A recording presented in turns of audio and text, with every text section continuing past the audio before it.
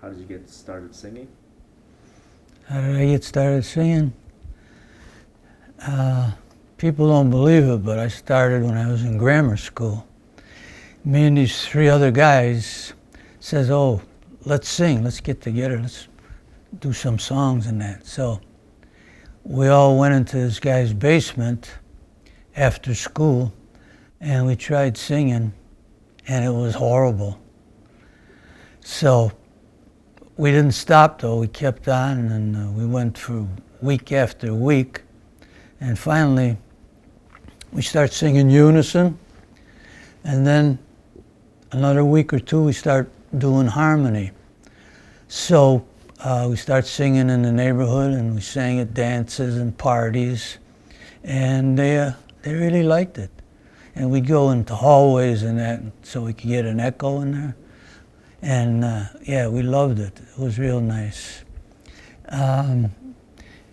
We sang in and around town. We could have won this talent show, the guy told us, but we came there late. So they already had it over with, so that was that.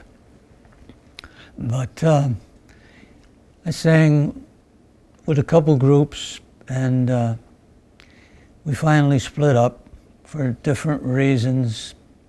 Guys had obligations and that.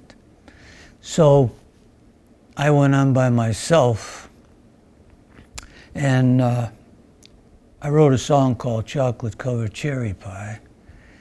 So I says to myself, well, I wrote it, now what am I going to do with it? So I start thinking, I lived in Cicero at the time, and right down Central Avenue in Chicago there was a recording company, an international recording. So I took my guitar and I went over there. I walked in and the lady says, can I help you? And I said, well, I wrote a song and I was wondering if someone could hear it. So she says, well, just a minute, have a seat. So I did, sat for about 10, 15 minutes, and this guy came out, introduced me so this fella came out of his office and introduced himself to me. He was the A&R man for international recording. So he says to me, why don't you come back in the office? He says, I heard you have a song. I said, yeah. So we go in the back in his office. And I played him my song. He liked it, he said. And then he says to me, he says, I'd like you to do something for me. So I said, sure, what is it? He says, well, I want you to record one of my songs, he said. So I said, okay. So I did, and that song was called Love and Kisses. So we recorded both songs the following week. And then he says that he wanted to go to Indiana. We were going to some radio station there. So we went to Indiana. I believe it was Gary, to this radio station. And we walked in and we introduced ourselves and he told us his name. And he says, I heard you guys got a record for me. And we said, yeah. So he said, I'll tell you what I'm going to do. He says, I'm going to put it on, he says. We're going to take 10 calls and we're going to see 8 out of 10 what they say about it. If they like it or they don't.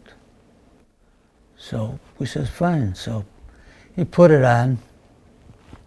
And the switchboard started lighting up.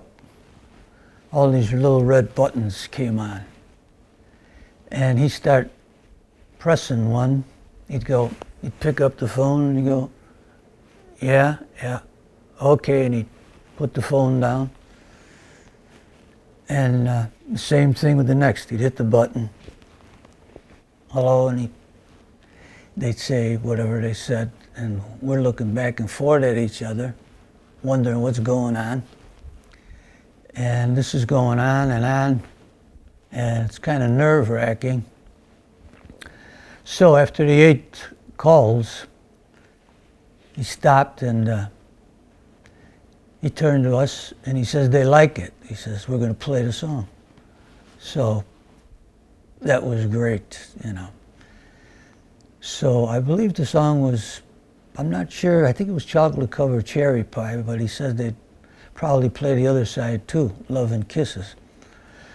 So on the way back in the car, back to Chicago, the song came on.